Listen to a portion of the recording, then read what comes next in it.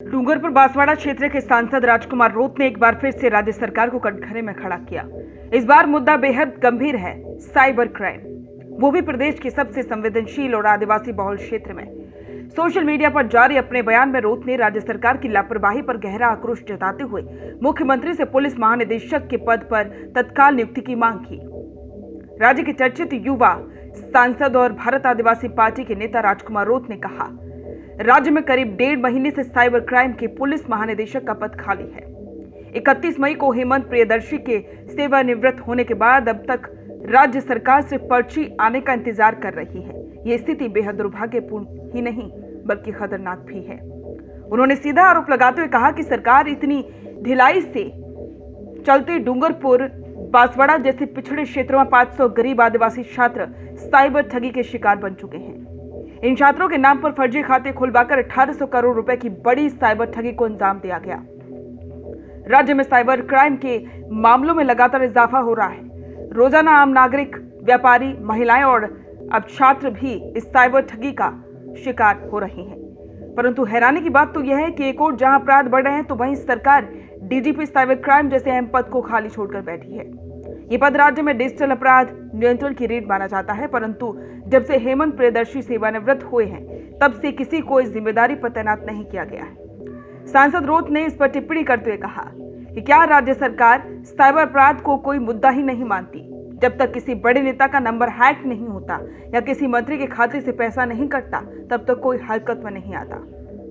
सांसद ने खुलासा किया कि जिस 1800 करोड़ की ठगी की बात हो रही है उसमें मुख्य रूप से आदिवासी अंचल के गांव के गरीब छात्रों के नाम पर बैंक खाते खोले गए। कई छात्रों को तो ये तक नहीं पता कि उनके नाम पर खाता खुला है। इन खातों का उपयोग साइबर गिरोह ने मनी लॉन्ड्रिंग और अवैध ट्रांजैक्शन के लिए किया।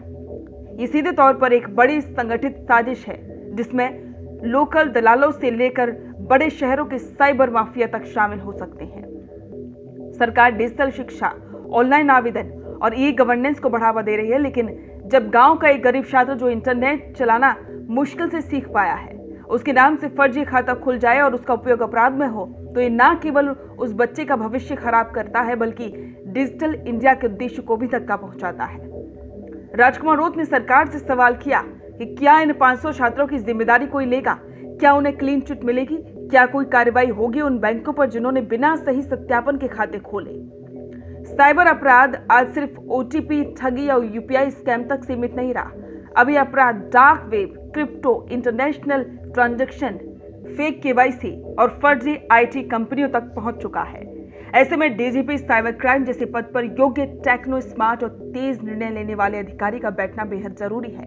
ये पद खाली छोड़ना मतलब राज्य को खुला मैदान बना देना है साइबर अपराधियों के लिए। रोत ने जल्द ही नियुक्ति और विशेष जांच दल की मांग की है। डीजीपी साइबर क्राइम की नियुक्ति तुरंत की जाए। 1800 करोड़ की ठगी की उच्च स्तरीय जांच के लिए एसआईटी गठित की जाए। 500 छात्रों को सरकारी सुरक्षा क्लीन चिट सुनिश्चित की जाए। बैंकों और दलालों की भूमिका की निष्पक्ष जांच हो।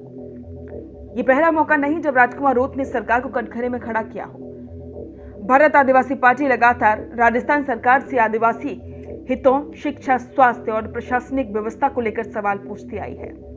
अब जब राज्य विपक्ष में सुस्ती दिखाई दे रहा है, बीजेपी की आवाज आम लोगों के लिए उम्मीद बनती जा रही है। राजकुमार रोत ने स्पष्ट कर दिया कि चाहे सत्ता हो या विपक्ष, अगर आदिवासी हितों से समझौता हुआ तो भी चुप नहीं बैठेंगे।